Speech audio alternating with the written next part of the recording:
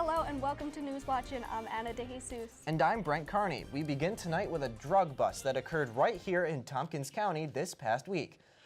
Following a 4-month investigation, New York State Police have arrested 2 Ithaca residents found in possession of around a quarter pound of cocaine.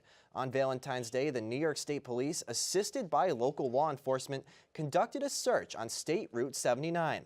Investigators seized approximately 4 ounces of cocaine, a digital scale, and cell phones, and approximately $1,600 in cash.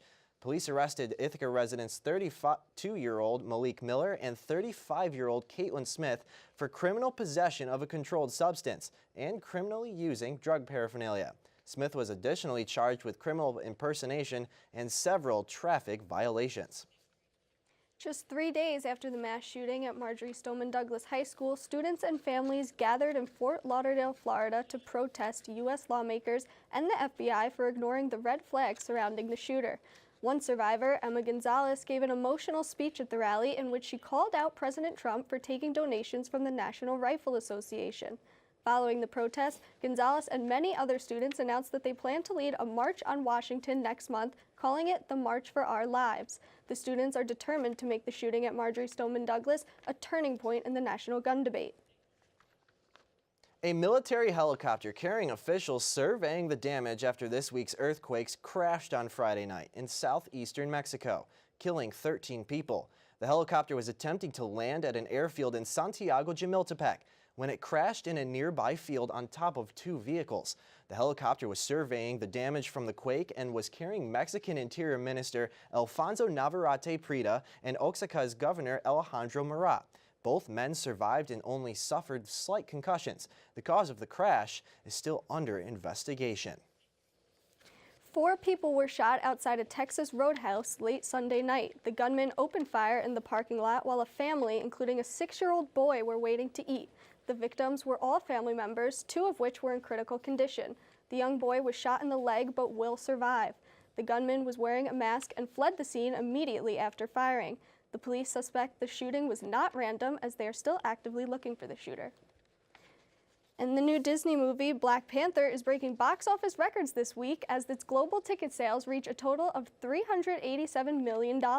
In North America alone, 53 million more tickets than expected were sold, allowing it to surpass Deadpool as the domestic record holder for a February release. Disney is hoping to continue this success as it sets up to release the movie in China, Russia, and Japan in the next couple of weeks. With the success of the Winter Olympics echoing throughout the world, South Korean President Moon Jae-in has said that the Games have lowered tensions on the Korean peninsula. The 2 Koreas have shared a hockey team and walked together in the opening ceremony. Moon hopes the Games will not only reduce tensions in the region, but eventually lead to a dialogue between the 2 countries of the United States and North Korea.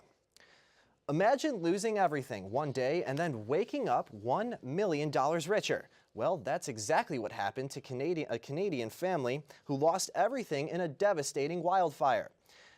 50-year-old Bill Pendergast was visiting his ill father in Newfoundland, Labrador when he bought a $3 ticket in a local convenience store.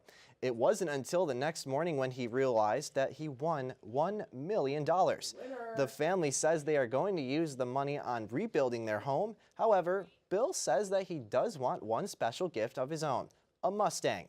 And he says he is 100% sure that he's going to get that now. New York Mets general manager Sandy Alderson gave fans some insight into his expectations for Tim Tebow this past Sunday. Alderson stated that he thinks Tebow will play in the major leagues, and they are trying to accelerate the process. The Heisman Trophy winner has spent just under 2 years with the team and was one of 15 players invited to the Major League camp in Port St. Lucie this season. After signing Tebow back in 2016, his jersey became an instant top seller, and fan attendance spiked dramatically for both teams he played for. As American Olympic athlete Katie Eulander stood at the start line just before the skeleton race on Saturday, she looked in the stands expecting to see her coach, but instead got the surprise of her life. Eulander was fighting back tears after seeing her mother for the first time in 4 years cheering her on for her big race.